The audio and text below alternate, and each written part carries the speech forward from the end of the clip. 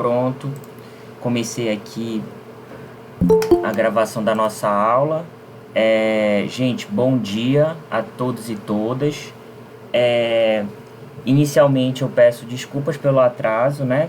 Está começando agora às 9h16 e isso se deve ao problemas aqui de conexão, que eu tive, a conexão estava oscilando, eu não estava conseguindo conectar, e agora que eu consegui conectar, a câmera não ativou, não aparece, né? Então hoje a aula vai ser apenas com áudio, né?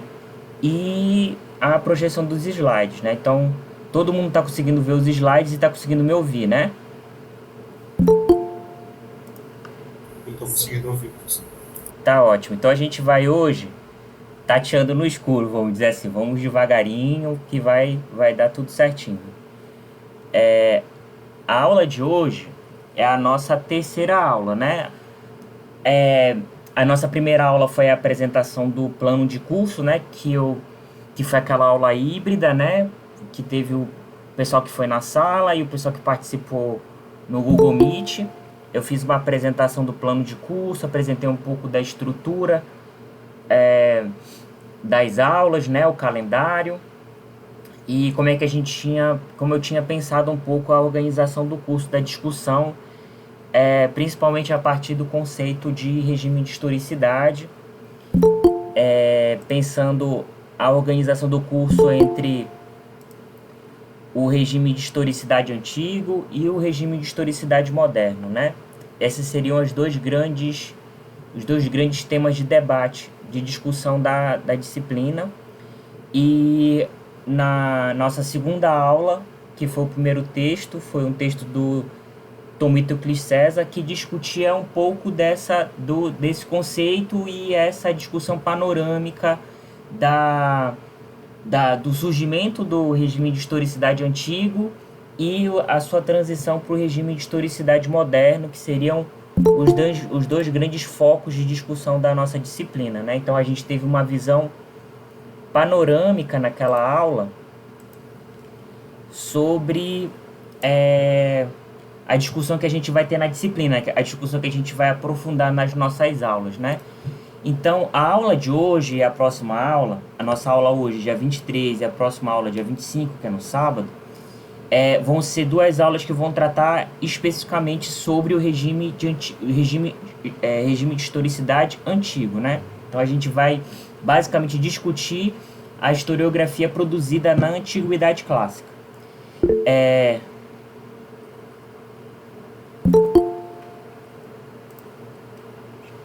Gente, vocês estão conseguindo me ouvir? Aqui tá tudo certo por enquanto. Então, Aqui tá ok. tá. Vamos dentro dos limites da internet, tá bom? Mas assim, se vocês forem caindo, vão voltando. De qualquer forma, a aula está sendo gravada. Então, quem cair e não conseguir voltar, vai poder ter acesso depois à gravação da aula, gente. Então, fiquem tranquilos e tranquilas em relação a isso, tá bom? Se alguém cair e não conseguir voltar, vai poder assistir a gravação da aula depois. Então, como eu estava dizendo para vocês, a aula de hoje e a próxima aula, elas vão se dedicar à discussão sobre a historiografia na Antiguidade Clássica. Eu tive uma preocupação de dar uma visão panorâmica sobre a produção historiográfica, né? No Ocidente e tal, para a gente ter uma noção, porque essa discussão ela vai ser muito importante para a gente entender como é que se construiu a ideia de história, né? Esse regime antigo e moderno de historicidade, né? Essa visão mais panorâmica para a gente entender um pouco, em linhas gerais, as características da história que foi produzida na Antiguidade e depois na Modernidade, para a gente poder entender, na disciplina de Teoria 2, a discussão sobre a historiografia na contemporaneidade, que vai ser a historiografia produzida no século XX, né? Então, as duas disciplinas, a Teoria 1 e Teoria 2, elas estão muito articuladas no sentido de apresentar as discussões mais gerais sobre a teoria da história na Antiguidade, na Modernidade e na Contemporaneidade, né? Então, A aula de hoje e a próxima aula vão se dedicar à discussão sobre a historiografia, a produção historiográfica na Antiguidade Clássica, e aí a gente também... a aula de hoje vai dar uma visão mais panorâmica sobre a discussão na Antiguidade, e a próxima aula vai dar um recorte, uma funilada para a discussão na Grécia, principalmente a partir das obras do Heródoto e do Tucídides. Na aula de hoje, já o Heródoto e o Tucídides já aparecem. O Joseph Fontana vai apresentar um pouco das características da produção histórica deles, e na próxima aula, a partir do texto do Arnaldo Momigliano, a gente vai aprofundar um pouco da discussão das obras deles. Eu escolhi focar um pouco mais na discussão sobre a historiografia antiga, né? Na obra do Tucídides e do Heródoto, porque eles vão ser dois autores muito apropriados, muito utilizados, vão ser duas referências muito importantes para a historiografia que vai se produzir depois na Idade Média e depois na Idade Moderna. Então, eu achei interessante a gente entender bem as características da produção histórica deles, para a gente compreender como é que eles vão ser, como o trabalho deles vai ser apropriado nos outros momentos históricos, né? No período medieval e depois no período moderno. Então vamos nos deter na discussão da aula de hoje, né? O regime de historicidade antigo, a historiografia na Antiguidade Clássica. Aqui eu trago para vocês a referência bibliográfica, né? Que é o primeiro capítulo desse livro do Joseph Fontana, chamado A História dos Homens. O capítulo é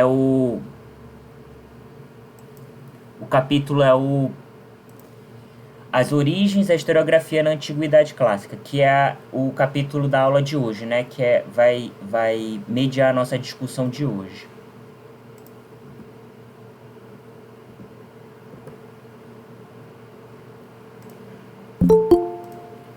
Então, qual é o objetivo do Joseph Fontana com esse capítulo, né?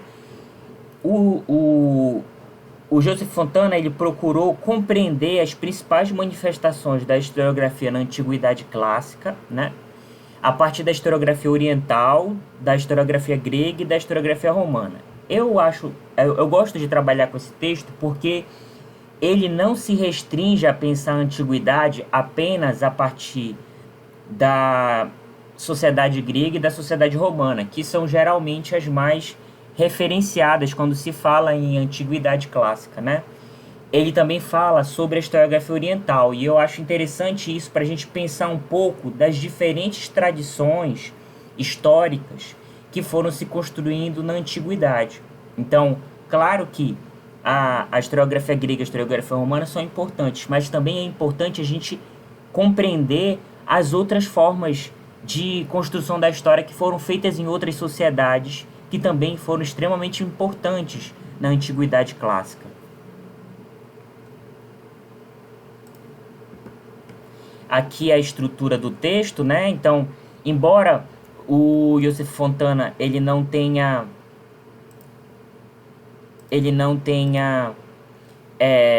demarcado claramente, né, segmentos, tópicos no texto, mas é possível a gente identificar a partir da leitura que a primeira parte do texto discute o que ele entende como historiografia oriental, né, entre a página 21 e 27. Depois ele passa para a discussão sobre a historiografia grega, entre a página 28 e 45. E depois ele finaliza a discussão do texto entre as páginas 46 e 55. Então, essa é a estrutura de argumentação dele, né? De apresentar essa visão panorâmica sobre a produção historiográfica na antiguidade, a partir da historiografia oriental, da historiografia grega e da historiografia romana. Então, a gente inicia a exposição, a discussão de hoje, a partir da historiografia oriental, né? Ou do que o Joseph Fontana entende como historiografia oriental. Fontana compreende a historiografia oriental composta pelas sociedades do Oriente Próximo. Quando ele fala Oriente Próximo, ele está falando da região que a gente conhece hoje como Oriente Médio, né? Então, aquela região onde tem o Líbano, Israel, Palestina, Bahrein, Arábia Saudita, essa região que a gente conhece hoje como Oriente Médio, na antiguidade era chamada de Oriente Próximo. Então são expressões sinônimas, né? Quando ele fala Oriente Próximo é a mesma coisa ou significa o Oriente Médio que a gente conhece hoje, né? Então, para ele, o que ele está chamando de historiografia oriental é as sociedades que fizeram parte do Oriente Próximo, a crescida de Israel e de tradições mais independentes, como é o caso da China. Ele vai utilizar esses exemplos, né? Principalmente, vai usar o exemplo da Mesopotâmia, da Síria, do Egito Antigo e da China, né? Então, para mostrar um pouco que existiam outras tradições historiográficas para além, né, das tradições gregas e romanas que compunham, né, a historiografia na Antiguidade Clássica. Então, eu gosto de trabalhar esse texto porque ele dá essa visão ampla, né, e que também não é só pautada por essa visão concentrada na sociedade grega e romana, né. O Iosif Fontana compreende que as figuras, né, as imagens nos templos sagrados e nos monumentos das civilizações do mundo antigo representaram as primeiras formas de representação com caráter histórico. Então, quando a gente vê, por exemplo, as pirâmides antigas, lá, as pirâmides do Egito Antigo, ou, por exemplo, templos da Babilônia, da Mesopotâmia, por exemplo, templos no Iraque, que a gente vê de vez em quando sítios arqueológicos que são montados e aparecem na imprensa, geralmente você tem esses monumentos ou esses templos, né, esses espaços históricos permeados por muitas imagens. O Iosif Fontana diz que esses espaços, que geralmente eram espaços sagrados, eles também tinham uma forma de transmitir a história a partir das imagens. E esse é um aspecto muito importante para a gente pensar que a história ela não é somente escrita, né? Ela não é só pautada na escrita, mas ela também é construída a partir de imagens. Isso é um aspecto muito importante para a gente entender a importância que esses templos ou esses patrimônios históricos têm para a gente entender a maneira como as sociedades antigas entendiam a história, né? Como elas entendiam a maneira como o passado deveria ser registrado e, vamos dizer assim, transmitido para as novas gerações, né? Tais imagens tinham uma função política. Então, o Iosif Fontana diz que claramente essas imagens, essas figuras, elas tinham uma intenção política, que era manter a memória dos soberanos e reforçar os fundamentos civis e religiosos da ordem vigente. Então, essa forma de escrita histórica, ela tinha um significado bastante claro nessas sociedades. Elas serviam para perpetuar a memória dos soberanos e, principalmente, essas sociedades elas eram organizadas de maneira muito centralizada. Então, na figura do rei ou do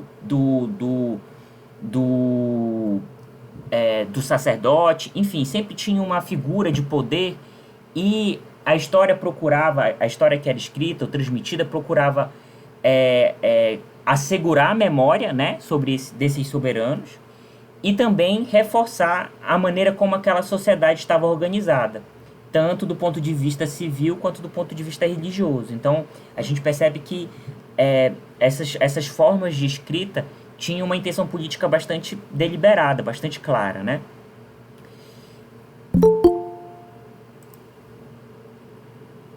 A história escrita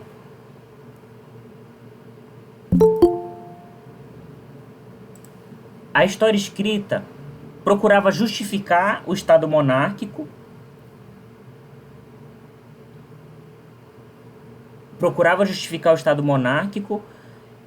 cuja origem sagrada estava articulada com o passado da comunidade. Então, da mesma maneira que essas imagens e figuras tinham uma função política de legitimar o governo político monárquico, a história escrita também tinha essa função. Então, é interessante a gente perceber como está vinculado, né, a escrita da história com a função social que ela vai adquirir nas diferentes sociedades. Nessas sociedades que eram mais organizadas politicamente de maneira centralizada, a história escrita ou a história representada por imagens, ela vai ter essa função de procurar legitimar o governo e legitimar a memória sobre esse governo, né? Então, é interessante a gente perceber as características que vão assumir essa historiografia na antiguidade.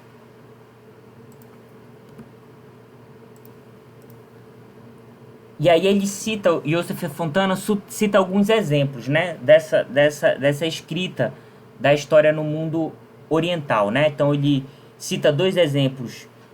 Na verdade ele cita o exemplo da Mesopotâmia, da Síria, do Egito Antigo e da China, né? Então, no mundo mesopotâmio, as crônicas de Babilônia, que eram diários sacerdotais, né, diários escritos por autoridades religiosas, registravam desde os acontecimentos astronômicos e meteorológicos até os níveis dos rios e os preços do mercado. Então, esse tipo de história produzida na Antiguidade Oriental procurava fazer o registro de vários aspectos da sociedade daquele momento, né? Então, ele cita esse Crônicas da Babilônia, né, do mundo mesopotâmio, cita os anais assírios, né, principalmente a obra Histórias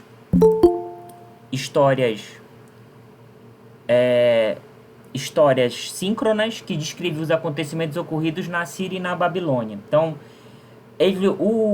o Joseph Fontana ele vai compreender que esse tipo de história tinha um caráter oficial, como a gente estava dizendo anteriormente, que eram considerados inscrições reais. O que isso significa? Ela procurava, esse tipo de história, registrar os grandes feitos dos monarcas antigos. Então, esse tipo de história tinha um caráter oficial porque procurava, de alguma maneira, apresentar os grandes feitos dos monarcas, dos soberanos ou dos representantes dos governos daquele momento, né?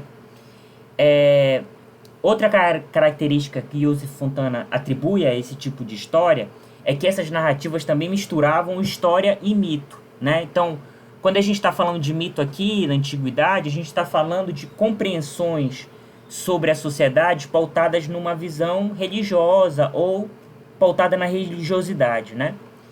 E aí ele cita o caso do Egito Antigo. Então, no Egito Antigo, a escrita da história ela tinha um objetivo de legitimar o soberano, né, no caso o faraó, como um intermediário entre os homens e os deuses. Então, percebam que o faraó ele teria esse papel de intermediário, né, entre as divindades e os homens. Então, essa dimensão da relação entre história e religiosidade também estava muito pautado nesse tipo de história escrita na Antiguidade Oriental, ou a historiografia oriental, como o Joseph Fontana chama. E aí ele também cita o caso da China Antiga, que a narrativa histórica também tinha um papel ou um caráter didático e moralizador. E ele cita o caso da obra escrita pelo Sima Qian, chamado Sige ou Memórias Históricas. Então, percebam, essas aqui seriam algumas características mais gerais, e ele cita alguns casos da escrita da história na historiografia oriental, né? E aí o Joseph Fontana, eu trago um trechinho dele que ele diz o seguinte: o importante é que todos estes textos correspondem a uma ideia legitimadora da monarquia. A suposição de que, nos momentos em que falta autoridade central vigorosa, a desordem se difunde pela sociedade e chega inclusive à própria natureza. Então, percebam como essas narrativas, de uma maneira geral, uma característica geral delas é, de alguma maneira, legitimar o poder instituinte, né? Legitimar o poder que estava vigente naquele momento, né? E como eram sociedades centralizadas, geralmente esse poder era exercido por um rei ou por uma autoridade política central, né? Vamos dizer assim. E aí, em relação a essa historiografia oriental, o Joseph Fontana vai afirmar o seguinte, aí eu trago outra citação que eu acho que é muito importante, e por isso que eu selecionei esse texto para a nossa discussão mais geral sobre a historiografia na Antiguidade Clássica. Ele diz o seguinte: a nossa ignorância das tradições historiográficas orientais deriva, em boa parte, da atitude dos colonizadores europeus, interessados em negar a existência de uma história própria destes povos, para justificar melhor sua dominação, que era a que os conduziria à corrente do progresso e, portanto, à história propriamente dita. Então, eu acho muito interessante essa observação do Joseph Fontana, para ele demonstrar, por exemplo, ela demonstra um pouco do porquê a gente conhece muito pouco sobre as sociedades do Oriente Próximo ou as sociedades que também faziam parte da Antiguidade, para além de Grécia e Roma, né? Então, a discussão sobre a China Antiga, sobre a Mesopotâmia, a Síria, o Egito Antigo, por exemplo, que são sociedades destacadas, né? Na Antiguidade, e que a gente conhece muito pouco sobre a história produzida por essas sociedades. Então, ele traz um pouco das características sobre a produção histórica dessas sociedades, para a gente entender que o mundo antigo não era só formado por Grécia e Roma, né? E que isso está muito relacionado ao tipo de memória histórica, um tipo de história que foi construída sobre a Antiguidade, que reforça muito as contribuições de Grécia e Roma. Claro que as contribuições de Grécia e Roma são importantes para a gente entender a modernidade e a contemporaneidade, só que não foi somente essas sociedades que existiram e produziram histórias na Antiguidade, né?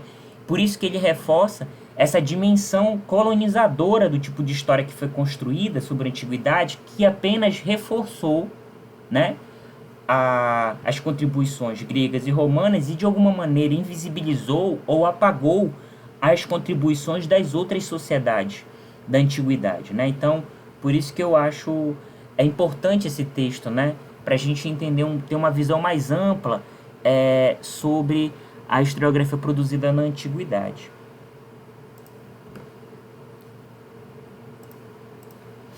Dando continuidade à nossa discussão, e a gente chega ao segundo ponto de argumentação do texto do Joseph Fontana, que é a historiografia grega. Então, a gente entendeu um pouco das características gerais que a historiografia oriental teve, né?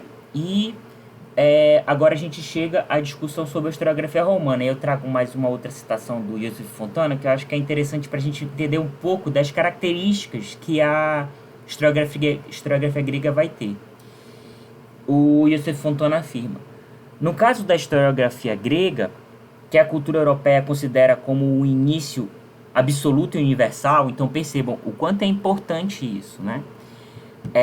De alguma maneira, a historiografia que foi produzida tanto no período medieval quanto na modernidade, a historiografia europeia, eles entendiam que a historiografia que foi produzida na Antiguidade tinha o seu início na historiografia grega. Então percebem o recorte, como é que ele é feito e como ele de alguma maneira procura invisibilizar o tipo de história que foi produzida em outras sociedades. Então é muito importante a gente problematizar isso, né? De compreender que essa é a contribuição que o texto do Joseph Fontana traz, de entender que a historiografia produzida na Antiguidade, ela não foi exclusiva da sociedade grega e romana, né? Existiram outras sociedades que também produziram história, que é o que o Joseph Fontana chama de historiografia oriental, né? No caso da historiografia grega, que a cultura europeia considera como início absoluto e universal, é preciso levar em conta de que ela surgiu num contexto político muito diferente do das monarquias do Oriente. Então, é necessário entender que o tipo de história que vai ser produzida na Grécia, ela é diferente da historiografia que foi produzida no Oriente. Então, ela não é nem melhor nem pior, ela é diferente porque as circunstâncias históricas na qual ela foi produzida eram distintas das circunstâncias históricas das sociedades do Oriente. Então, as circunstâncias históricas da sociedade grega era os das pequenas cidades-estados oligárquicas e mercantis, nascidas das derrotas das antigas monarquias locais e forjadas posteriormente na luta contra o Império Persa. Então, a gente vai perceber que a guerra contra os persas vai ser um dos eventos definidores da organização das sociedades gregas, principalmente Atenas, né? Atenas e Esparta. A gente vai perceber o quanto esse evento foi importante. Era lógico, portanto, que suas crônicas se preocupassem menos com as genealogias dos reis e mais com os acontecimentos concernentes aos cidadãos. Então, por conta dessas características da sociedade grega, de serem sociedades-estado mais descentralizadas, né? Você tinha organizações mais autônomas, por exemplo, a forma de organização da sociedade ateniense era diferente da sociedade espartana, então a própria forma de organização política, de alguma maneira, também vai ter desdobramentos na maneira como a história é escrita, né? Então é importante a gente perceber como as características históricas de cada momento, né, de cada sociedade, vai influenciar na forma como a história é escrita, né? Deixa eu só ligar minha fonte aqui, senão vai desligar o computador.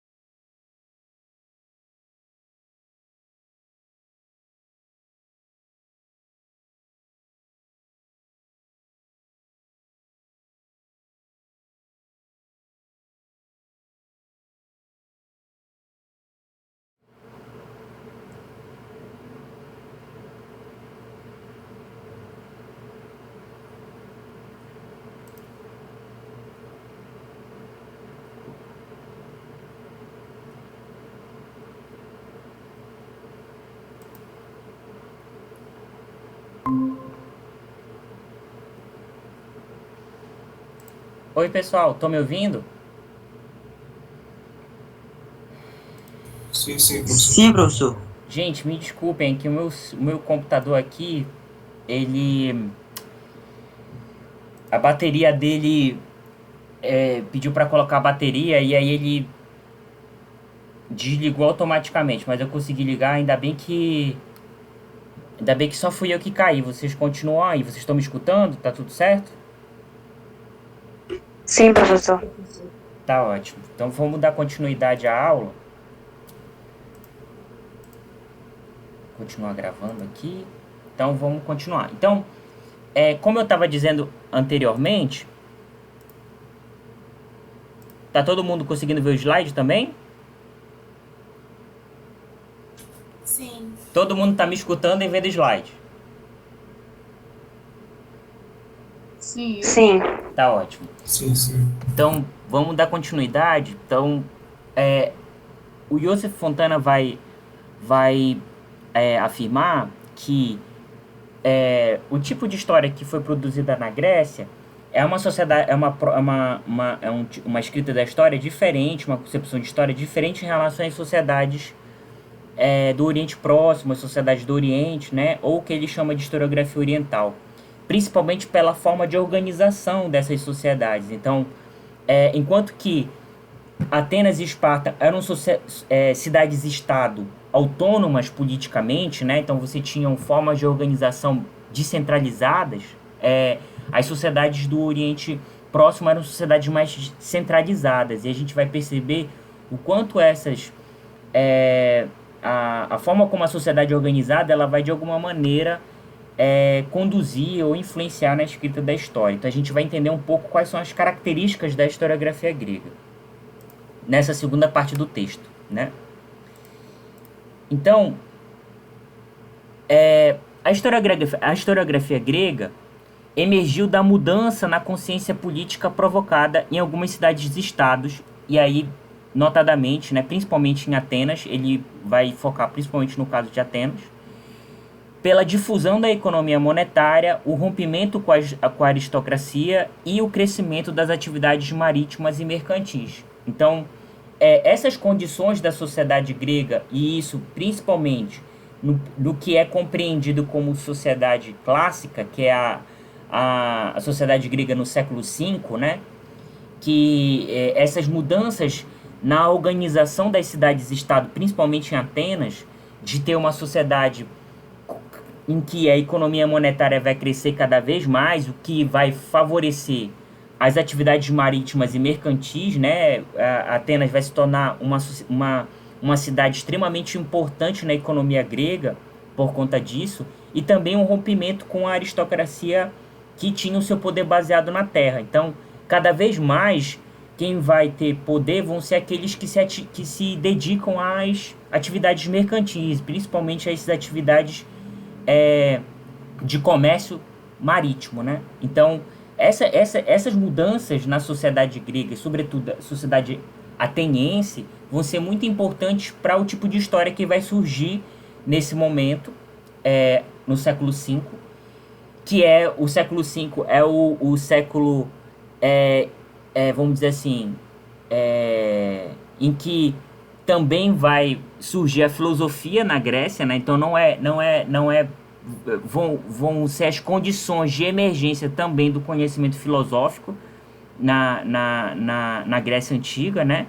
Então, esse momento de mudança na forma de organização da sociedade grega, principalmente da sociedade ateniense, vai favorecer a emergência de novas formas de pensamento, filosóficas, né? Mas também historiográficas, de produção histórica de conhecimento sobre o passado.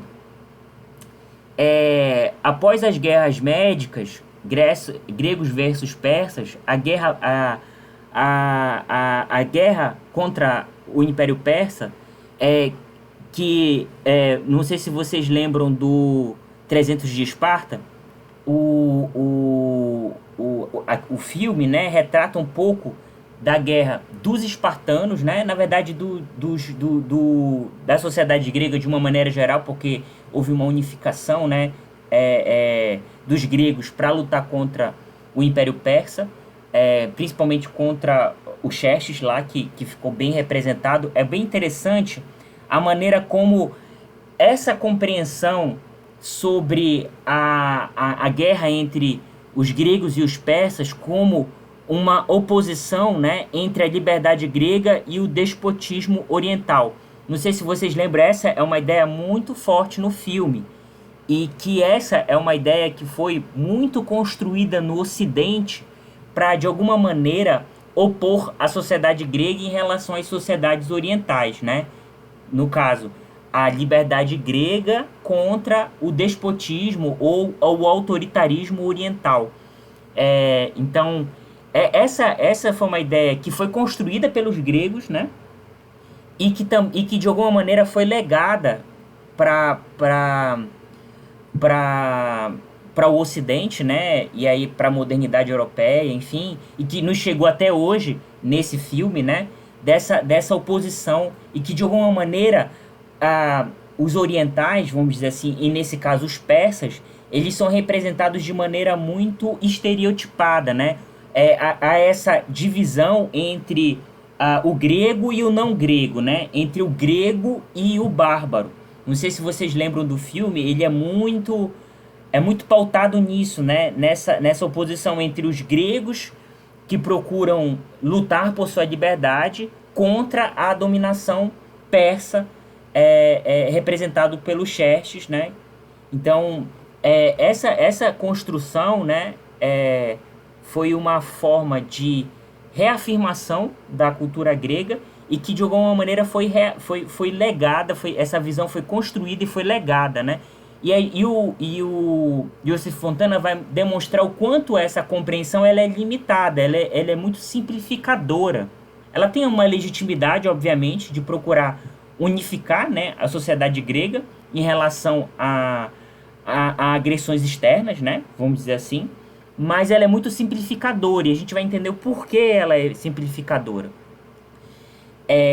O Joseph Fontana diz que a história grega é mais complexa do que essa simplificação, né? E que ela foi marcada, a história grega foi muito marcada por intercâmbios e trocas com o Oriente Próximo. Então, a sociedade grega, ela foi, e principalmente a construção historiográfica e também o conhecimento filosófico grego foi muito construído a partir de trocas com a sociedade do Oriente, do Antigo Oriente Próximo. Então, essa oposição, né, entre a liberdade grega e o autoritarismo oriental, vamos dizer assim, entre gregos e não gregos, foi uma estratégia de distinção cultural produzida pelos gregos e amplamente aceita pela Europa moderna ou pelo Ocidente de uma maneira geral.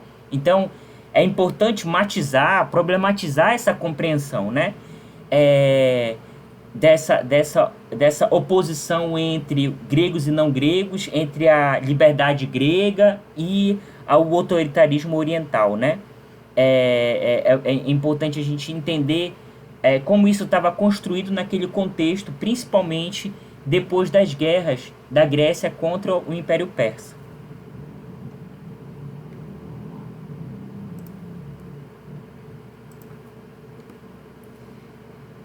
Continuando a discussão, o Joseph Fontana considera que a originalidade da historiografia grega, surgida no século V a.C., que eu havia falado para vocês, o século V é um momento importante para a emergência de vários da produção de conhecimento, né, principalmente do conhecimento historiográfico e filosófico na Grécia Antiga, e a gente pensando focado principalmente na sociedade ateniense.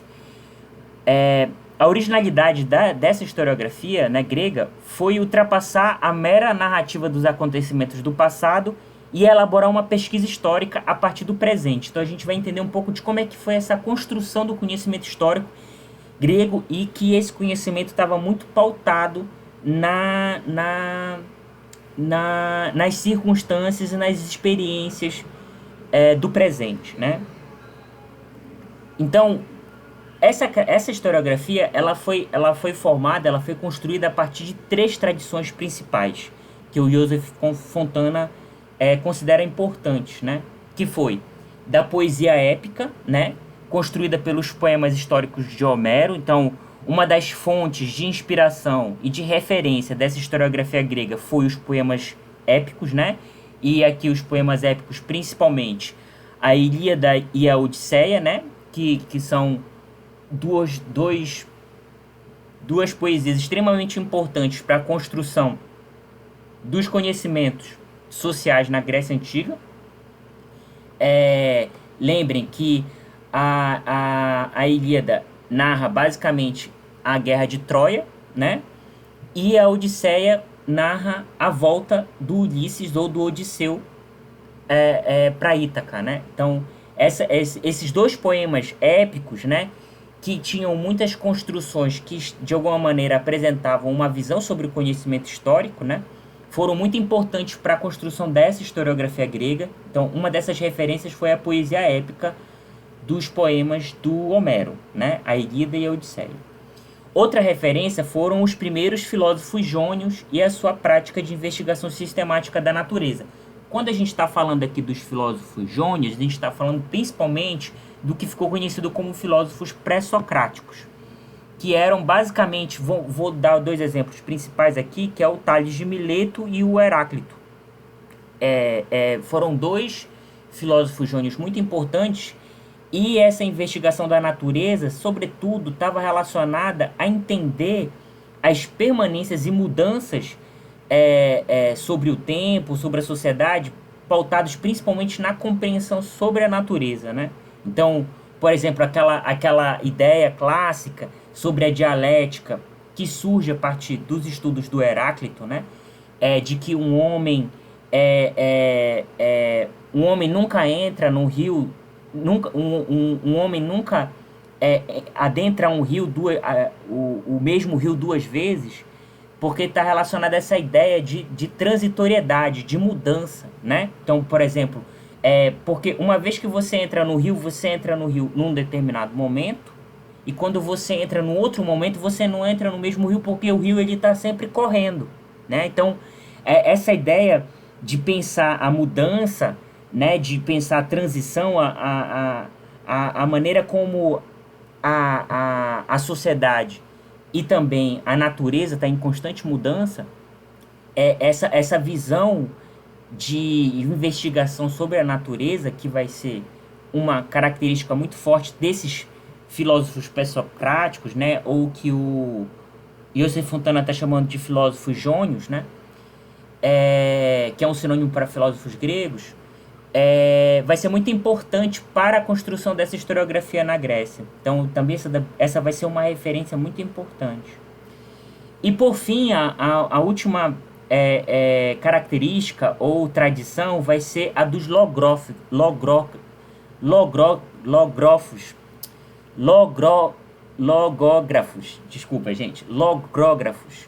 da Ásia Menor, que registravam costumes da história local. Os logógrafos, eles são considerados aqueles historiadores, vamos dizer assim, ou aqueles sujeitos que registravam a história na Grécia antes do surgimento dos estudos do Heródoto e do Tucídides, que vão ser os dois historiadores de referência, né? Aqueles que vão apresentar uma produção histórica mais sistemática. Então, eles também serviram de referência para a produção do Heródoto e do Tucídides. Eles também são uma dessas tradições que vão ser importantes e vão ser referências, né, para os estudos do Heródoto e do Tucídides.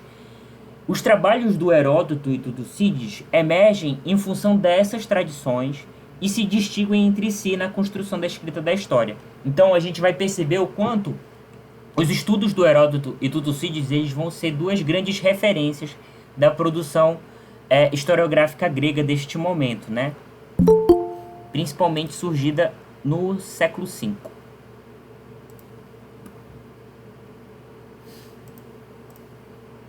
Então a gente vai entender um pouco das características dessa produção histórica do Heródoto. O Heródoto de Helicarnasso nasceu na Ásia Menor, o que hoje a gente entende como a Turquia. Na verdade, o que era compreendido como Ásia Menor naquele momento eram as sociedades que eram vizinhas da Grécia, né? Então, o que hoje a gente conhece como Turquia, como Iraque, Paquistão, Arábia Saudita, né? Essas sociedades eram conhecidas naquele momento como Ásia Menor. O Heródoto nasceu, né, nessa região próxima à Grécia, né? E ainda sob a dominação persa. Então, durante a guerra entre Grécia e Pérsia, o Heródoto nasceu neste contexto, e por isso que esse evento, a guerra médica, né, ou a guerra dos gregos contra os persas, vai ser uma referência muito importante para os estudos dele. E no seu História, que é a sua obra principal, né? História, o nome da obra principal do Heródoto é História, o nome, deixa clara qual é a intenção que ele tem com os estudos históricos dele. E aí o Iosif Fontana cita um trechinho que ele diz o seguinte, o Heródoto: para evitar que com o tempo os atos humanos caiam no esquecimento. Então, a grande preocupação do Heródoto nesta obra, né, que é a sua principal produção histórica, era de registrar os acontecimentos humanos para que eles não caíssem no esquecimento. Então, essa vai ser uma característica muito importante dessa produção histórica, que é de fazer com que se crie uma memória sobre os acontecimentos históricos, né?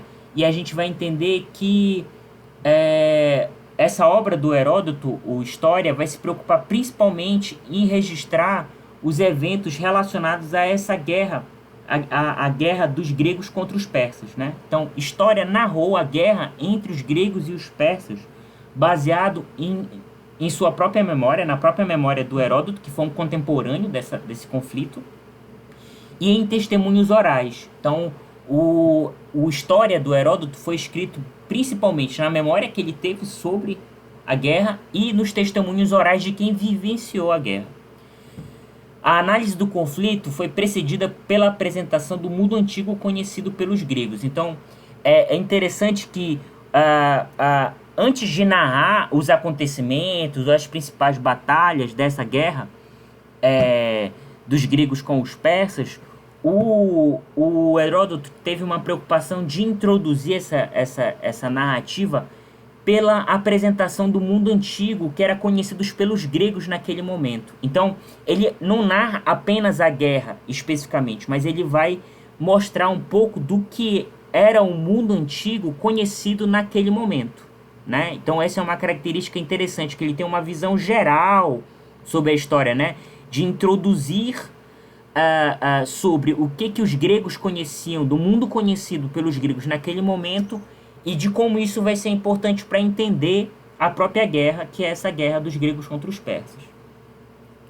Na obra Histórias, estava presente a perspectiva de oposição entre o despotismo oriental e a democracia grega. Então, aquela discussão que a gente tinha falado anteriormente, isso também vai estar presente nessa obra do Heródoto, né?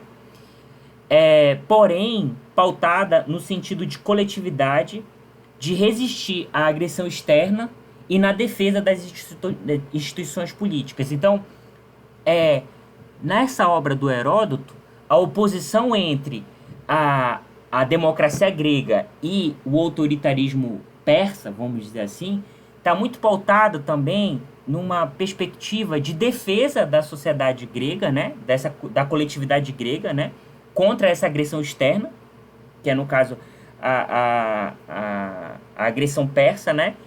E muito pautado também na defesa das instituições políticas gregas, né? Então, a narrativa dele, obviamente, é uma narrativa que vai apresentar o ponto de vista grego sobre o conflito, né? E que essa oposição está muito pautada nisso, né? De defesa das instituições políticas gregas, né? Então, de alguma maneira, defender o ponto de vista grego nesse conflito. Dando continuidade, o Iosif Fontana faz uma pequena citação caracterizando um pouco dessa produção histórica do Heródoto. Ele diz o seguinte: hoje valorizamos em Heródoto a amplitude da concepção que inclui na história a totalidade da atividade humana, a preocupação antropológica e o interesse pela cultura de outros povos. Quando a parte introdutória do História, do Heródoto, em que ele vai apresentar um pouco do mundo antigo conhecido pelos gregos, é essa visão de totalidade que o Iosif Fontana está se referindo aqui, né? Ele não se preocupa apenas em narrar a sociedade grega ou narrar apenas a guerra. Ele vai procurar apresentar um pouco das sociedades que eram conhecidos pelos gregos naquele momento, inclusive os persas, né? E ele também tem uma preocupação muito grande em entender os costumes, as práticas culturais e políticas desses outros povos, que é isso que ele está dizendo aqui enquanto preocupação antropológica, né? Então, essa é uma característica da produção histórica do Heródoto, que é ter essa visão geral, né?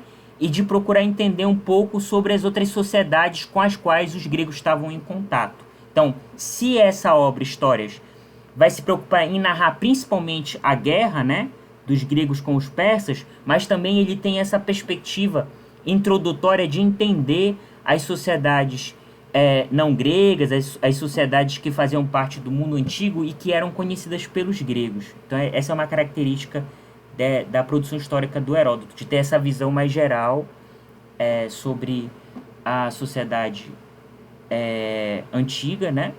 As sociedades não gregas que estavam em relação com os gregos. Isso para além da própria narrativa sobre a guerra, né? E aí, a partir disso, a gente entra agora em contato com as características da produção do Tucídides. O Tucídides nasceu em Atenas e era 25 anos mais novo que o Heródoto. Então, a gente percebe aqui que, embora fossem contemporâneos, o Heródoto era um pouco mais velho, né, que o Tucídides. E o Tucídides também tinha uma origem aristocrática, né? Ele tinha uma origem abastada. Na guerra entre Atenas e Esparta, o Tucídides ele foi um general e, né, na guerra ele acabou fracassando e teve que se exilar durante 20 anos. Se a produção do Heródoto vai ser pautada na análise, na descrição e análise da guerra médica, né, na guerra dos gregos contra os persas, o evento fundamental que vai ser narrado pelo Tucídides vai ser a Guerra do Peloponeso, que é a guerra entre os gregos, entre os atenienses, né, entre atenienses e espartanos. Essa guerra ficou conhecida como Peloponeso por conta da localização da cidade de Esparta ser na península do Peloponeso. Então, a Guerra do Peloponeso vai ser o objeto de análise do Tucídides, né? Então, percebam, enquanto que o Heródoto ele analisa a guerra dos gregos contra os persas, e aí ele vai pensar, e aí a narrativa dele vai estar relacionado em refletir sobre essa relação, né, dos gregos com os não gregos. Essa é uma característica importante da história produzida pelo Heródoto. Por outro lado, a análise do Tucídides vai estar pautada na discussão da relação dos gregos entre si, né, entre atenienses e espartanos, a partir deste conflito que foi a Guerra do Peloponeso. Então, a principal obra do Tucídides foi a História da Guerra do Peloponeso. É uma obra bastante diferente do História, né, do Heródoto, e concentra-se no tempo presente, né? Ele vai analisar o próprio conflito enquanto ele está acontecendo e ele participante do próprio conflito, né? E nos assuntos internos dos gregos. Assim como tem um foco mais localista e tem uma pretensão de exatidão. Essa vai ser a característica mais marcante na obra do Tucídides, que é enquanto que o Heródoto analisava a guerra dos gregos contra os persas, então essa análise da relação dos gregos com os não gregos, né, dos gregos com os persas, a obra do Tucídides ele vai ter um foco mais localista, ele vai estar mais preocupado em entender a relação dos gregos com os gregos, ou dos atenienses com os espartanos a partir desta guerra, a Guerra do Peloponeso. E uma característica também da escrita do Tucídides é de procurar narrar os fatos com o máximo de exatidão, né? Então essa também vai ser uma preocupação, uma característica da obra dele. Outra característica marcante é o caráter laico da análise. Então, o que o Joseph Fontana está querendo dizer com esse caráter laico?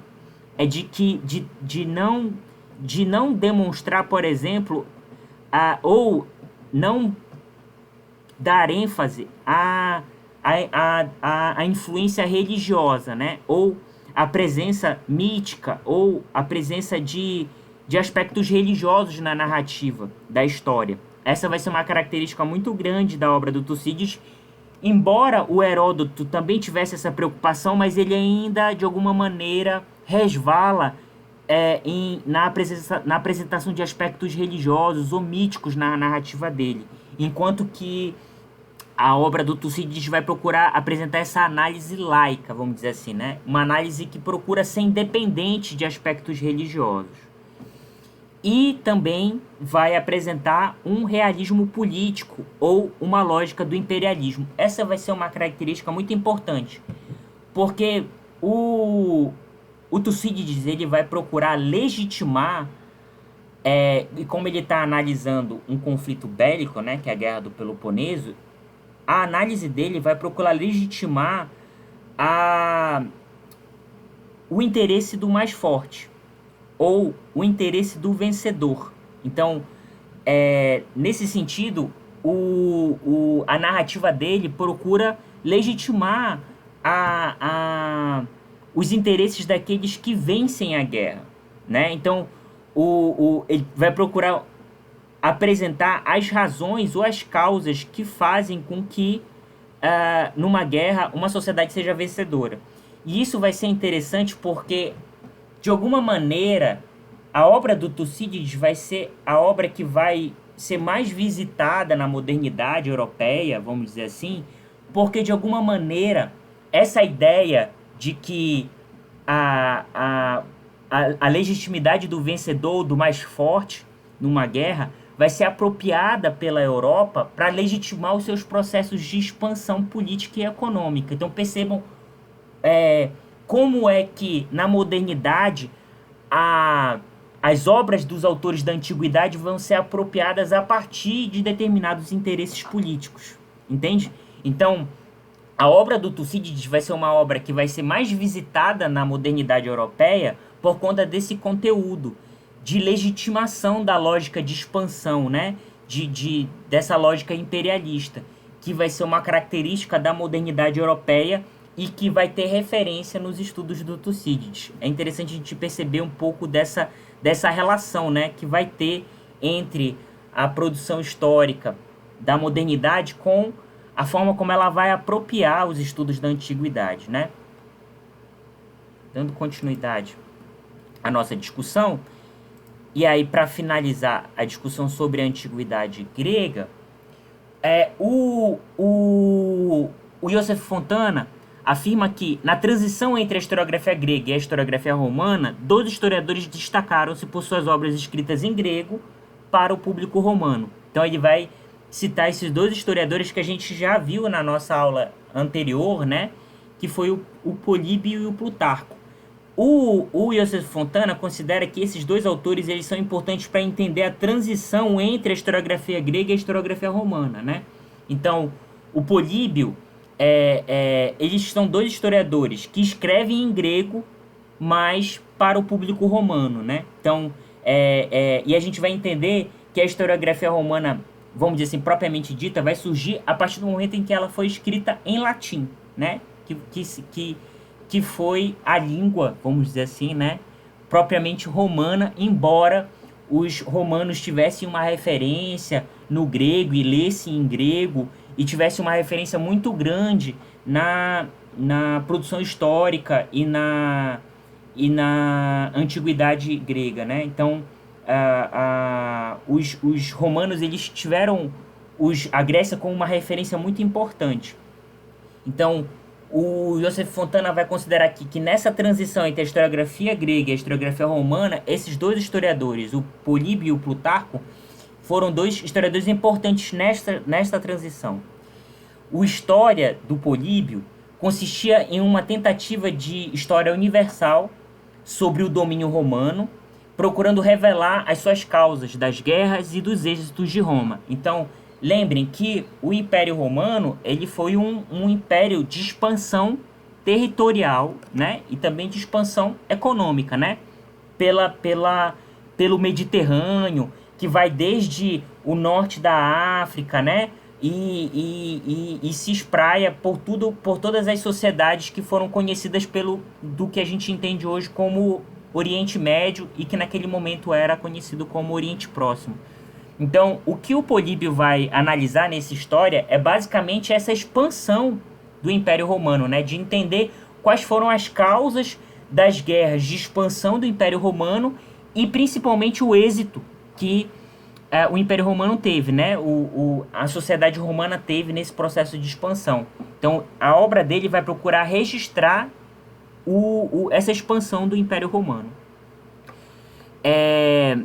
E a outra obra relevante desse momento de transição entre a historiografia grega e romana é o Vidas Paralelas, do Plutarco, que procurava apresentar um conjunto de 50 biografias de estadistas gregos e romanos, revelando seus feitos políticos e militares. Esse gênero de escrita biográfico foi muito importante por ser amplamente citado por Montaigne, por Shakespeare e por Rousseau na modernidade. E como a gente viu na aula anterior, esse tipo de conhecimento produzido, principalmente esse conhecimento biográfico, né? Essa obra ela foi uma referência muito importante porque ela procurava apresentar esses perfis biográficos sobre estadistas gregos e romanos como referências, né? Como perfis ou como trajetórias exemplares, né? Esses êxitos políticos e militares, eles eram vistos como modelos a serem seguidos. Então, naquela discussão que a gente viu na aula anterior, a obra do Plutarco ela é importante por conta dessas características. E a gente percebe aqui, na compreensão do Joseph Fontana, que tanto Políbio quanto Plutarco foram dois autores que representam essa transição entre a historiografia grega e a historiografia romana.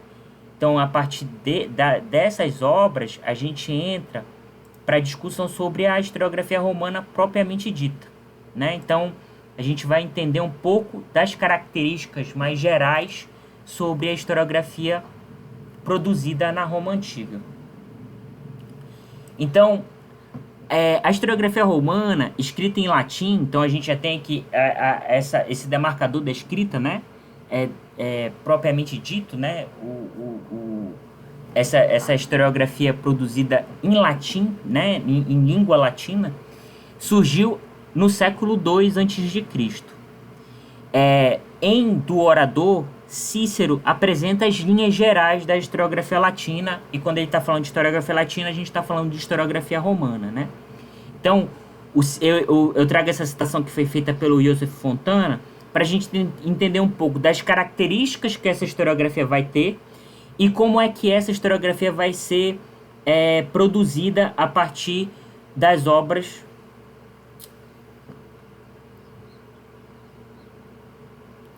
Gente, vocês estão me escutando? Sim. É porque deu perda de conexão aqui, mas eu não caí para vocês não. Vocês estão me escutando? Tá tudo certinho? Vocês estão me escutando e estão vendo o áudio, os slides? Sim, professor, tá tudo certo. Tá ótimo. Obrigado, gente. Então, eu trago essa citação aqui do Cícero, que foi feita pelo Joseph Fontana, para a gente entender um pouco das características que a historiografia romana vai ter e como é que ela vai ser desenvolvida pelas obras, principalmente do Salústio, do Tito Livio e do Tácito, que são três grandes historiadores romanos. Então, o Cícero, ele apresenta um pouco dessas linhas gerais dessa historiografia que vai ser produzida em Roma. A natureza das coisas exige a ordem dos tempos, a descrição das regiões, e ainda quer que, nos fatos acontecidos, declare-se não tão somente o que foi dito e feito, e sim de que forma, e ao mencionar os resultados, que se expliquem todas as causas, e se eles são produtos do acaso, do talento ou da temeridade. E no que se refere aos personagens, não apenas as ações, mas também a vida e o modo de ser de todos, os que se destacam pela fama e bom nome. Então, percebam, essas características da escrita da história que o Cícero apresentou nessa obra do Orador, a gente vai perceber que, na verdade, o Iosef Fontana diz que elas foram desenvolvidas por outros historiadores romanos. Em função das coordenadas dadas por Cícero, a historiografia romana centrou-se nas contribuições de Salustio, Tito Livio e Tácito. Esses autores eles foram citados anteriormente no texto do Temístocles César. Então, eles não são... É interessante a gente perceber como os autores eles tratam de diferentes formas sobre os mesmos autores, né? Então, aqui a gente vai entender como esses três historiadores eles são muito importantes para a historiografia que foi produzida em Roma, né? Na Roma Antiga.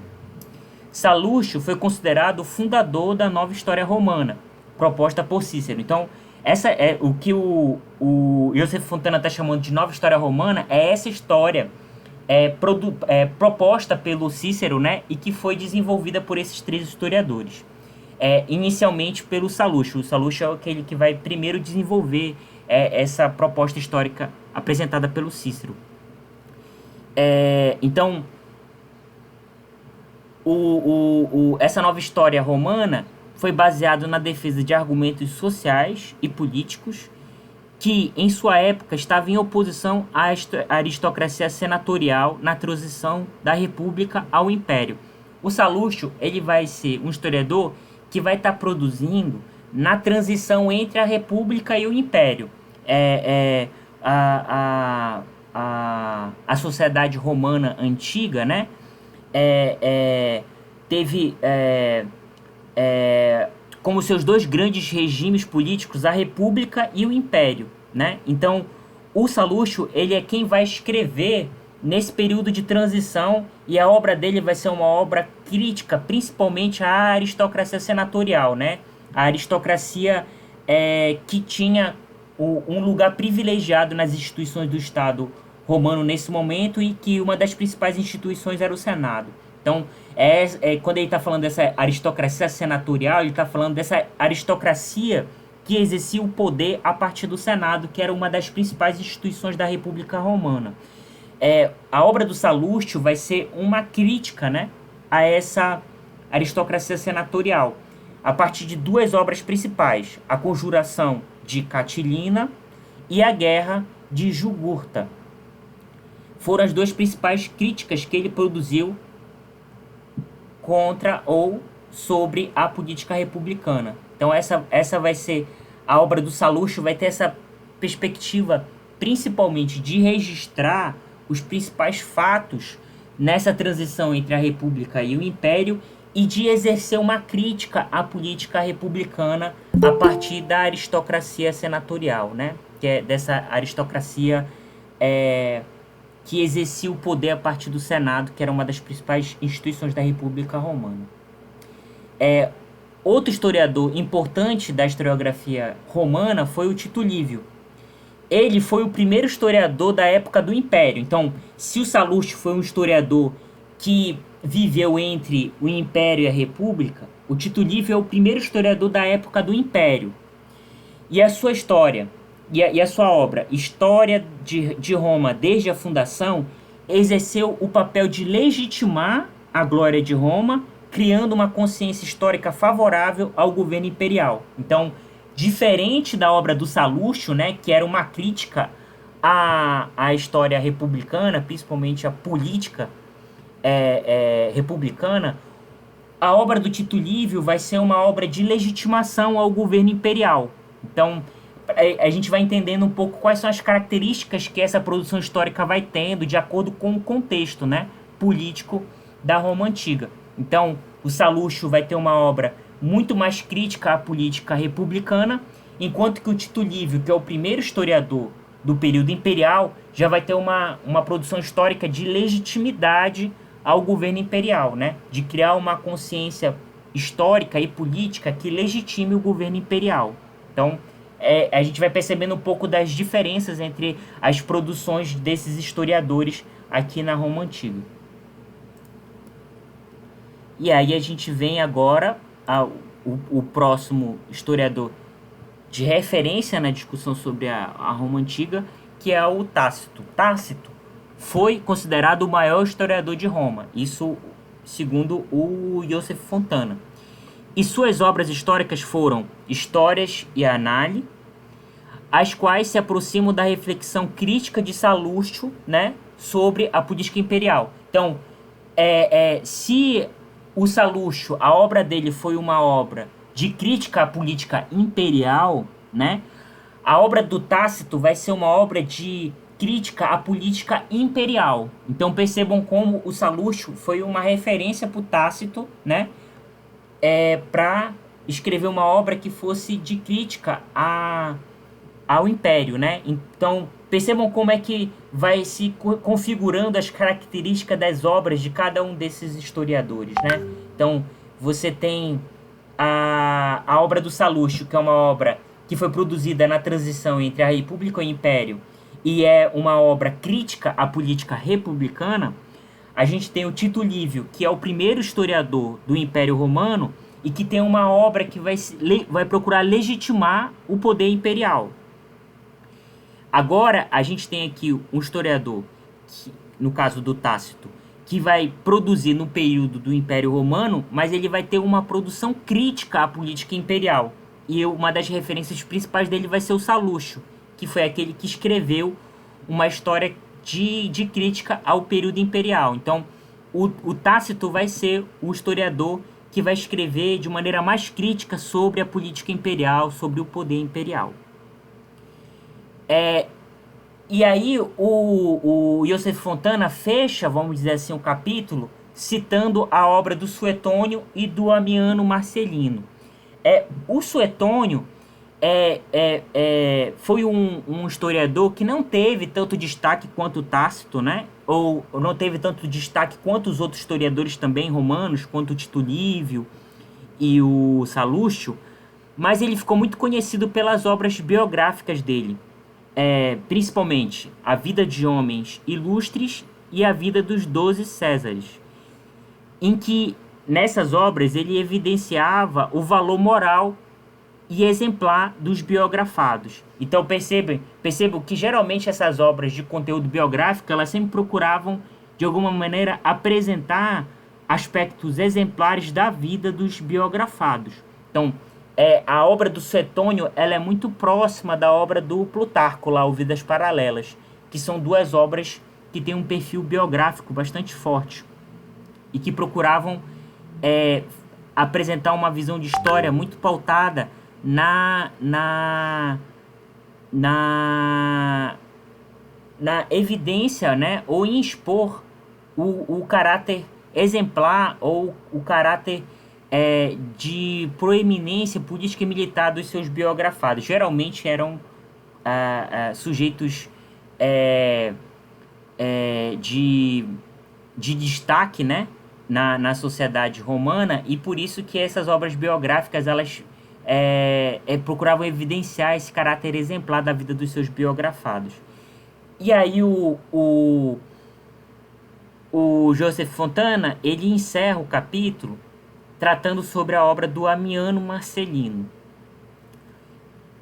E o Amiano Marcelino foi um historiador da decadência do Império Romano. Então, é interessante perceber como cada um desses historiadores eles registram diferentes momentos importantes da sociedade romana antiga. Então, se nós temos o Salustio como um historiador que produziu na transição entre a República e o Império, exercendo uma crítica bastante importante contra a política republicana, nós temos também o Tito Livio como um dos primeiros historiadores do Império Romano e produzindo uma história que procura legitimar, justificar o poder imperial, né? E, por sua vez, temos o Tácito, que vai ser um historiador que vai apresentar uma crítica à política imperial ou poder imperial, e tendo referência no Salustio, né? E por fim, nós temos aqui o Amiano Marcelino, que foi o historiador da decadência do Império Romano. E a obra dele, Histórias, que é um título bastante recorrente nas obras da Antiguidade, né? O Histórias, abordou as comoções pela morte do Constantino, que foi um imperador romano muito importante, as guerras contra os povos germânicos e persas, que também foram guerras travadas pelo Império Romano, e as lutas políticas internas do Império e a invasão dos visigodos. Então, o Amiano Marcelino ele já vai registrar esses conflitos internos do próprio Império e as primeiras invasões do que foi conhecido como as invasões bárbaras, mas as invasões dos povos estrangeiros, vamos dizer assim, né, ao Império Romano, e ele já vai registrando os primeiros sintomas ou as primeiras dimensões da decadência do Império. Então, o Amiano Marcelino vai ser aquele historiador que vai registrar a decadência do Império Romano, né? Então, a discussão de hoje basicamente procurava apresentar essas características mais gerais sobre a historiografia na antiguidade, principalmente pensando três vertentes principais, né? A historiografia oriental, a historiografia grega e a historiografia romana. Então, eu queria trazer um pouco dessa discussão mais panorâmica para a gente entender que a história produzida na antiguidade, ela não foi exclusiva da sociedade grega e da sociedade romana, né? Existiram outras sociedades que também produziram história, né? E essa é uma discussão que o Joseph Fontana traz nesse texto. Então, eu queria trazer um pouco dessa visão mais panorâmica das características da historiografia oriental, da historiografia grega e da historiografia romana. Na nossa próxima aula, que vai ser no sábado, a discussão vai focar um pouco mais na discussão dos dois principais representantes da historiografia grega, que foi o Heródoto e o Tucídides. A gente vai focar um pouco mais na discussão da obra deles dois, porque eles foram dois autores de referência, né, na antiguidade para os períodos posteriores, período medieval e período moderno. Então, por isso que na nossa próxima aula a gente vai afunilar um pouco mais a discussão, né? A gente fez uma discussão mais geral hoje. Na nossa próxima aula a gente vai fazer uma discussão um pouco mais específica, um pouco mais recortada, principalmente na obra desses dois historiadores gregos, o Heródoto e o Tucídides. Então, gente, eu encerro a minha exposição, né, do texto, apresentando as linhas gerais dele, e agora eu abro para discussão, para as observações, para as dúvidas de vocês sobre a leitura do texto e sobre a apresentação, a discussão que eu fiz aqui, tá bom?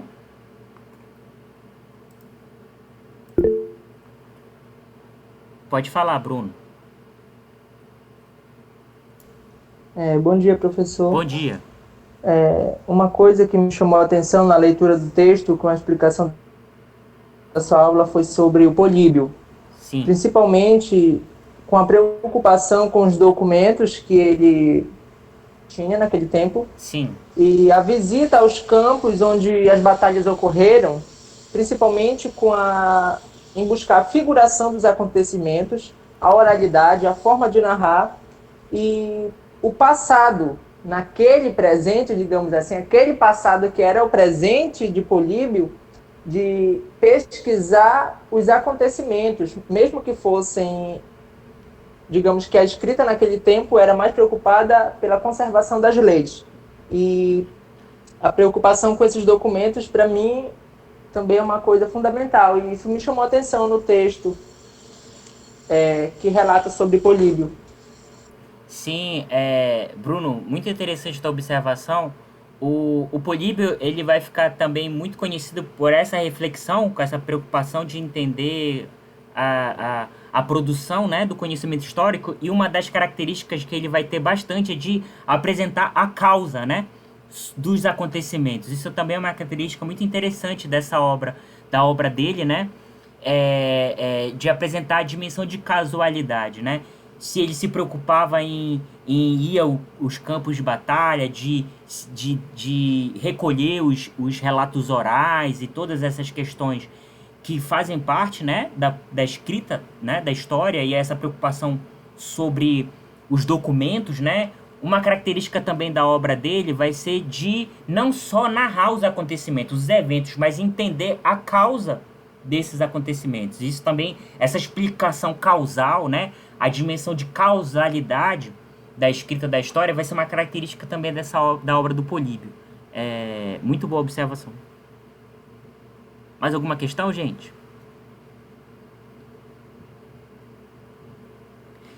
Teve alguma parte do texto que ficou não muito clara, que vocês ficaram com dúvida? Fiquem à vontade, gente, para perguntar, para expor, para a gente discutir, viu? Esse é o momento de participação, de discussão mesmo. Fiquem à vontade.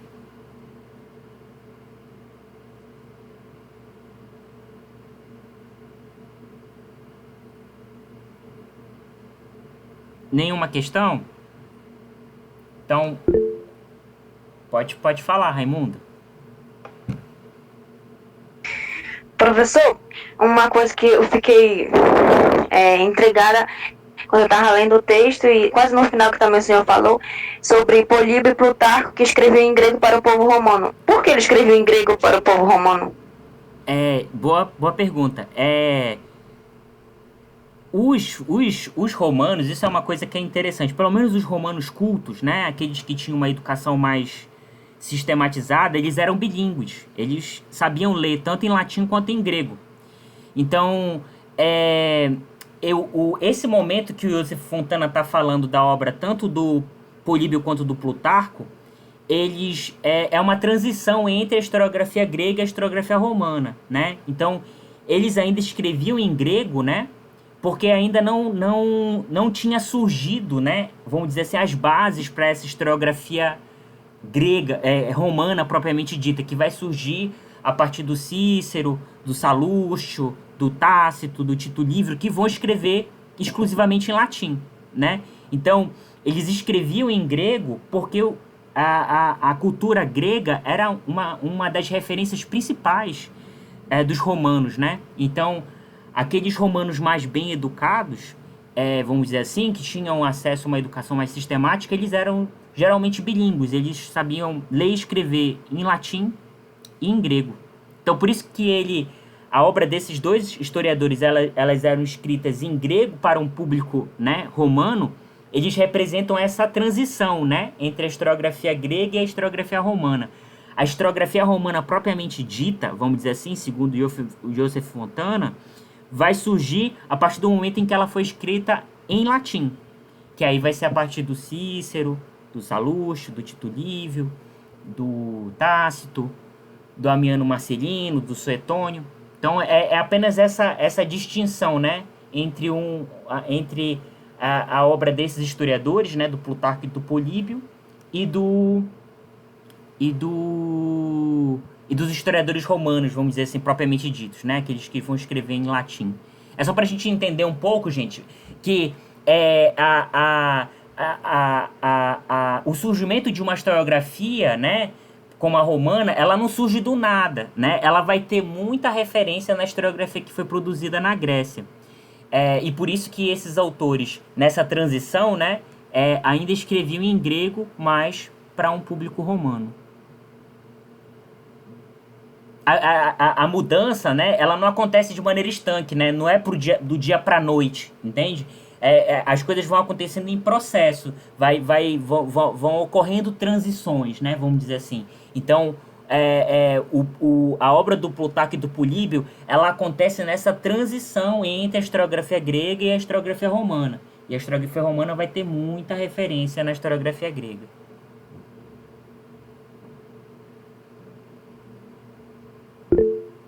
Pode falar, Bruno. Professor, eu queria que o senhor me dissesse mais a respeito do primeiro parágrafo do texto, na página 21, onde nós começamos a ler, que fala sobre duas palavras que me deixaram um pouco intrigado. Logo no primeiro parágrafo, que diz assim: a forma limitada de narrar os fatos dos antepassados, é claro. Eu queria que o senhor me explicasse mais, porque eu fiquei assim com um pouco de dúvida a respeito dessas duas palavras, formas limitadas, não Bom, o meu entendimento foi que a respeito como se tivesse sido limitado os acontecimentos passados, mas eu acredito que eram outros tempos. Tá, Eu queria que o senhor me explicasse melhor. deixa eu só, eu vou abrir aqui o texto,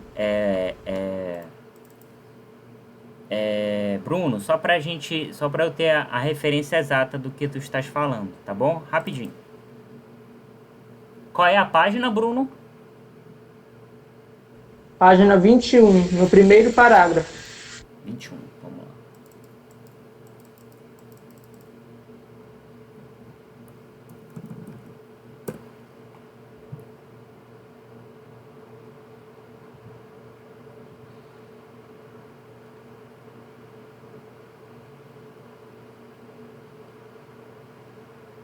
É no primeiro parágrafo, é?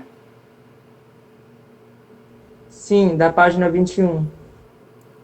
Ah, tá, vamos lá.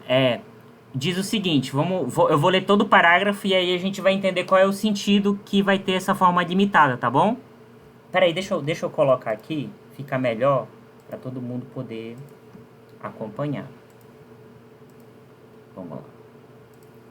Diz todas as comunidades humanas, o início do parágrafo. Tá todo mundo vendo o texto? Tá todo mundo conseguindo Sim. visualizar? Sim. Vamos lá, vamos ler o primeiro parágrafo. Todas as comunidades humanas que permanecem ao longo do tempo constroem uma história que rememora os acontecimentos e as vitórias dos antepassados, desempenhando a função de uma genealogia coletiva. Os mitos históricos nascem justamente das incertezas e inseguranças dos primeiros estágios desta história. Os povos que não conhecem a escrita ou que a utilizam de forma limitada, ele está falando da escrita, Bruno. Então ele está falando daqueles povos que não conheciam a escrita ou que a conheciam ou a utilizavam de forma limitada. Entende? Vou continuar. Nos povos que não conhecem a escrita ou que a utilizavam de forma limitada, a transmissão do passado compartilhado realiza-se principalmente através de uma épica oral. Os poemas africanos dão notícia dos velhos impérios e de seus heróis, os dos vikings, dos reis e suas grandes navegações. Então, só para eu... Já vou passar a palavra para ti, Bruno. Só para eu terminar aqui o raciocínio. Quando ele está falando aqui de... ou utilizavam de forma limitada, ele está falando em relação à escrita. Então, aqueles povos que não conheciam a escrita ou que conheciam a escrita de forma limitada ou utilizavam-la de forma limitada, desenvolveram outras formas de transmissão do conhecimento histórico, que foi através da épica oral ou do conhecimento oral. Aí ele cita os dois exemplos das sociedades africanas e dos vikings. Pode falar, Bruno. Entendi, professor. É como eu mesmo falei anteriormente, a respeito das leis, que no texto fala que a escrita também se restringia somente à conservação das leis e à criação delas. Entendi, muito bem. Entendeu? Obrigado. Não, que é isso. Entendi. É exatamente... às vezes tem algum trecho do texto que a gente não ficou muito claro. É exatamente isso que vocês... vocês podem perguntar, fiquem à vontade. Se teve algum trecho do texto que não ficou tão claro, exatamente a segunda parte da nossa aula, depois que eu faço a exposição do texto, das linhas gerais dele, é exatamente para a gente tirar essas dúvidas, para a gente dialogar sobre isso, viu? Mais alguma dúvida, gente? Mais alguma questão?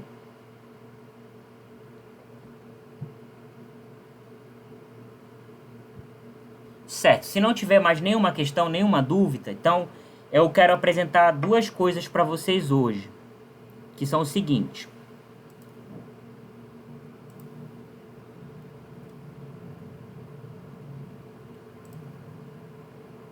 Deixa eu colocar aqui para todo mundo poder ver.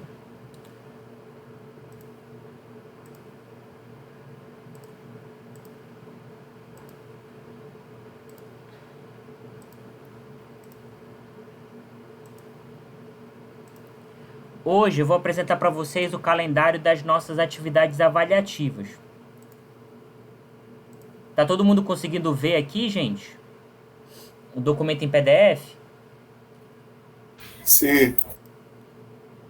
Olha, então, essa tabelinha eu vou mandar para vocês lá no grupo, tá bom? Eu só vou falar para vocês aqui do calendário, né? E das atividades que eu vou pedir para vocês. Lembrem que a gente conversou na nossa primeira aula que as nossas 3 atividades avaliativas vão ser 2 fichamentos, né? Um fichamento para atividade avaliativa 1, um fichamento para atividade avaliativa 2 e uma resenha para atividade avaliativa 3. Então, hoje, dia 23, quinta-feira, eu estou pedindo para vocês o fichamento do texto 1, que foi o que a gente já discutiu na nossa segunda aula, que é o texto do Themistocles César, o sentido de ensinar história no regime antigo e moderno de historicidade. Então, estou pedindo para vocês hoje, para vocês entregarem no dia 28, né? Então, vocês me enviam o fichamento em formato PDF para esse e-mail que está aqui na tabelinha, felipe_moraes@alumni.usp.br. Lembrem, a atividade avaliativa ela é em dupla ou trio, tá bom? Então, é importante que vocês façam essas atividades avaliativas em grupo, né? Pode ser em dupla ou em trio. Então, a nossa primeira atividade avaliativa vai ser esse fichamento que eu estou pedindo hoje para vocês, para ser entregue no dia 28. A segunda atividade avaliativa vai ser também um fichamento, né? Que eu vou solicitar para vocês no dia 30 de junho, né? Para vocês entregarem no dia 5 de julho, que vai ser do texto 5, né? François Hartog, Chateaubriand, entre o Antigo e o Novo no regime de historicidade, que vai ser um texto que a gente vai discutir nas nossas próximas aulas.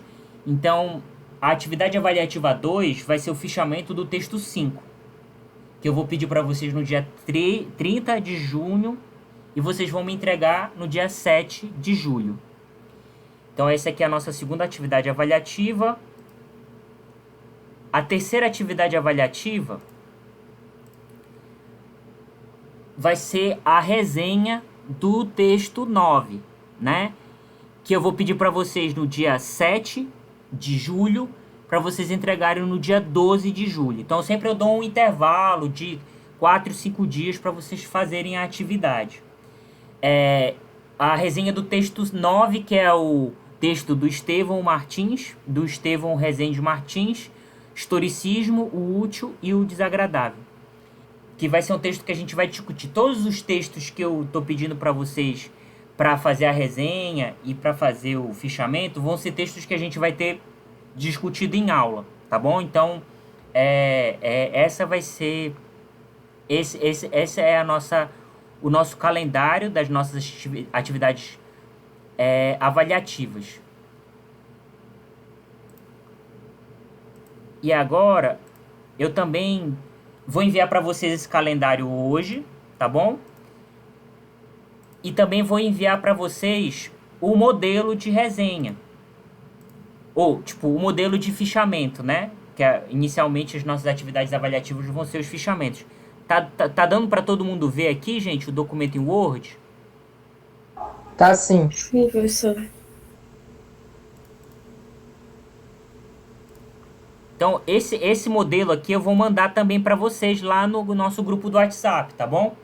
Então, eu estou mandando aqui o documento Word só para vocês preencherem, né? O nome dos discentes que vão fazer parte do grupo, né?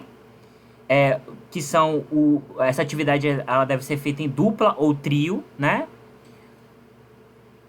E aí eu trago aqui os critérios do fichamento. Esse texto é o texto que está no nosso plano de curso.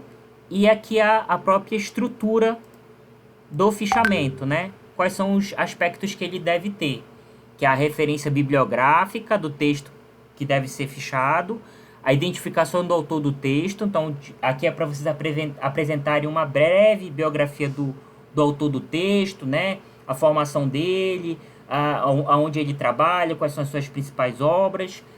Depois, os objetivos do texto, a estrutura do texto, os principais argumentos e as conclusões. que é um pouco da discussão que a gente faz aqui na aula, né? Esse exercício de leitura do texto, de tentar entender ele de uma maneira global, quais são os seus principais aspectos, são esses aspectos que devem constar no fichamento, tá bom? Então, esse modelo eu vou mandar para vocês também lá no grupo do WhatsApp, tá bom? Então, gente, ficou alguma dúvida em relação ao calendário das nossas atividades avaliativas e desse modelo de fichamento? Não.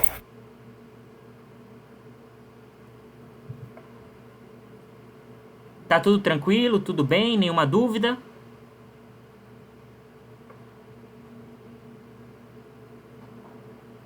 Deixa eu perguntar para você, o fichamento ele pode ser feito de maneira individual? Não, tem que ser dupla ou trio. Isso, gente. É importante que vocês façam em dupla ou trio, tá bom? Que isso auxilia vocês a fazer o trabalho de maneira dialogada, né? Conversando com o colega, da maneira como ele compreendeu o texto e até para facilitar a própria escrita, né, do trabalho. E também me ajuda a corrigir os trabalhos, né? Tendo em vista que a nossa disciplina, ela tá bem condensada, né? Tá bem com as datas bem próximas, né? Então, isso facilita tanto o trabalho de vocês de produção da atividade avaliativa quanto o meu trabalho de correção. Gente, em relação ao que a gente debateu na aula de hoje, não ficou nenhuma dúvida, nenhuma questão? Tá tudo certinho?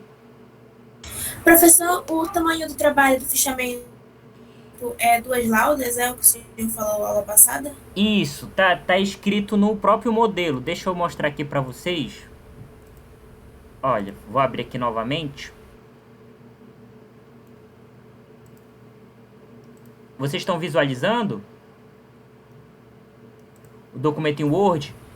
Aqui Sim. Aqui nos critérios... Sim, professor. Ótimo. Aqui nos critérios que eu coloquei aqui no modelo, que é os critérios para a produção do fichamento, que está no plano de curso, eu coloquei aqui no modelo. Diz assim, o fichamento deverá ter no máximo 2 laudas. Então, essa é a quantidade máxima, né? 2 laudas.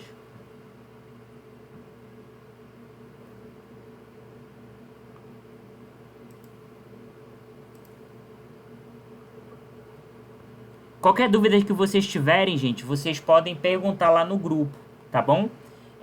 Mas eu coloquei os critérios logo no modelo, que é para vocês visualizarem bem a maneira como está sendo pedido que o trabalho seja feito, né? Que é para qualquer dúvida, você já tenha a informação lá, tá bom? Mais alguma dúvida?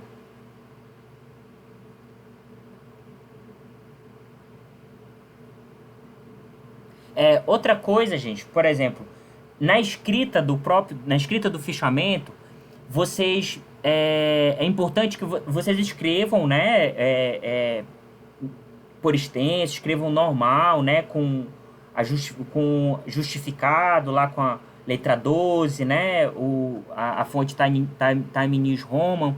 É importante que vocês façam referência à autoria, né, isso é um aspecto importante da escrita acadêmica, né.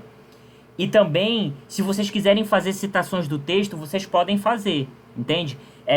Se vocês têm algum trecho do texto que vocês acham que é interessante, vocês podem lá abrir aspas, cita, que nem eu fiz nos slides, né? Abre aspas, cita o trecho do texto que vocês acham interessante, fecha aspas e coloca lá a referência, né? O sobrenome do autor, a data de publicação do texto e a página de onde foi tirado o trecho citado.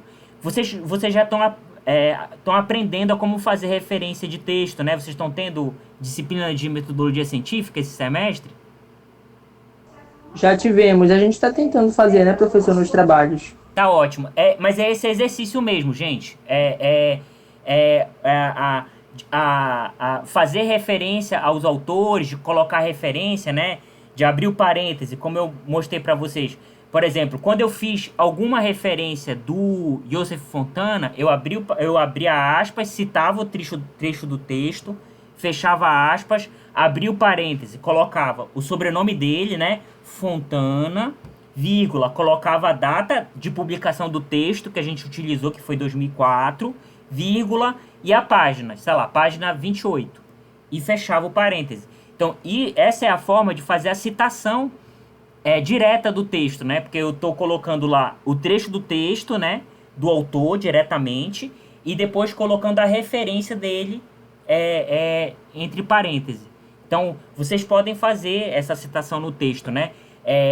Vocês podem mesclar tanto a escrita da compreensão do texto que vocês tiveram, né? A escrita de vocês, né? Propriamente dita, né? Sobre a compreensão do texto, vocês podem mesclar com a citação direta de trechos do texto que está sendo fichado, tá bom? Mais alguma questão, gente? Qualquer outra dúvida que surja, gente, vocês podem perguntar lá no WhatsApp que eu respondo vocês, tá bom? Então, se não há mais nenhuma questão, eu agradeço a presença de vocês, muito obrigado pela discussão que a gente teve hoje. Esse material que eu apresentei aqui, tanto o calendário quanto o modelo, eu vou mandar no grupo do WhatsApp e também vou mandar ainda hoje a gravação da nossa aula de hoje e vou mandar também o texto da nossa próxima aula que vai ser no sábado. Eu vou mandar hoje para vocês também. Pode perguntar.